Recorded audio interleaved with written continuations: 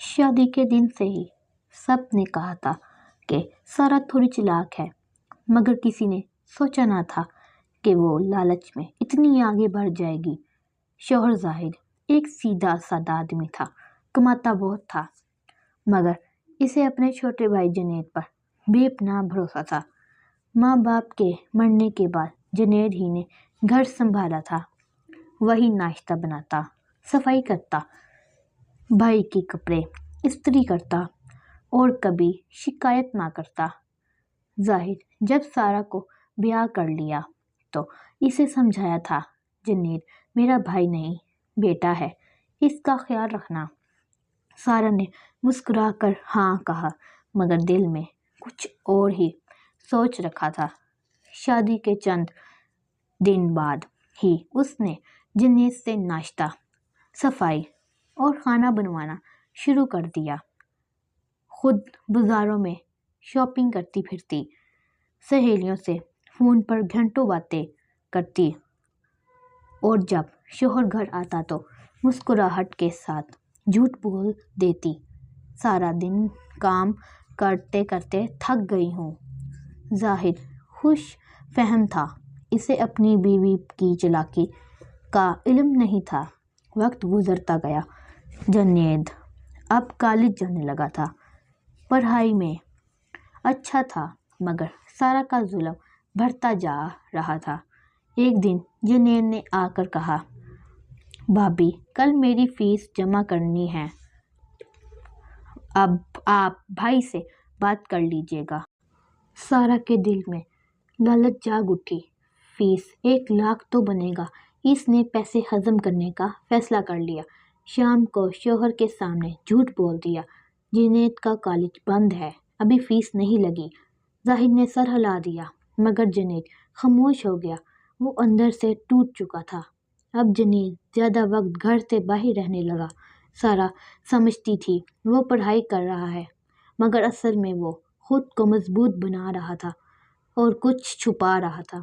5 سال بیت گئے، ظاہر کا کاروبار بڑھ گیا اور ایک دن جنید واپس لوٹا۔ وہ اب ایک سنگین پُرا اعتماد جوان بن چکا تھا۔ سارا نے سوچا اب وہ پھر سے اسے کام میں لگا لے گی۔ شام کے وقت سارا نے کہا، جنید آج کپڑے استری کر دو، میری طبیعت ٹھیک نہیں۔ جنید مسکرایا اور بولا، بھابی اب اس کام کا ٹیکس لگے گا اور فائل بھی جمع کرانی پڑے گی۔ سارا ہنس پڑی، کیا مطلب؟ جنید نے خاموشی سے کپڑے استری کیے اور رات کے وقت اس کے کمرے کے دروازے پر کھڑا دست دی، چلے بھابی فائل جمع کروانی ہے۔ سارا حیران تھی، کون سی فائل؟ دروازہ بند ہوا، فضا میں سناٹا چھا گیا۔ لمحہ بھر کو سارا ڈر گئی، یہ کیا کر رہا ہے؟ اس نے گھبرا کر کہا۔ جنید کی آواز بڑی تھی، یہ وہ فائل ہے جس میں تمہارے سارے حساب درج ہیں۔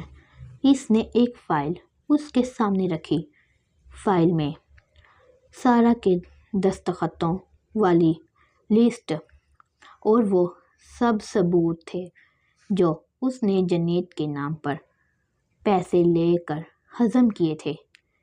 سارا کے ہاتھ کانپنے لگے، یہ تم نے کیسے کیا؟ میں اب انکم ٹیکس آفیسر ہوں، بھابی جو دوسرے کا حق کھاتا ہے اسے ایک دن حساب دینا ہی پڑتا ہے۔ جنید کے لہجے میں دکھ بھی تھا، مگر طنز زیادہ۔ آپ چاہتے تو مجھے بھائی سمجھتے، مگر آپ نے مجھے نوکر بنایا، میں نے سب کچھ برداشت کیا، مگر آج سچ سامنے آنا تھا۔ سارا کے آنسو بہنے لگے، مجھے معاف کر دو جنید، میں لالچ میں اندھی ہو گئی تھی۔ جنید نے نرم لہجے میں کہا، میں تمہیں سزا نہیں دے سکتا، مگر زندگی دے سکتی ہوں۔ اپنے شوہر کے سامنے سچ بول دو، شاید رشتے بچ جائیں۔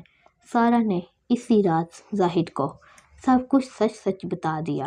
ظاہر کا دل ٹوٹ گیا، مگر جنید کے ضابط اور کردار نے اس کے غصے کو بدل دیا۔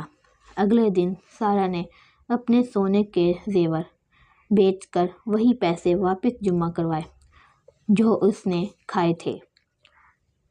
سبق: لالچ انسان سے عزت، محبت اور سکون چھین لیتی ہے۔ جنید نے بدلہ نہیں لیا، انصاف کیا، اور سارہ نے آخر کار سیکھا کہ ایمانداری سب سے بڑا زیور ہے۔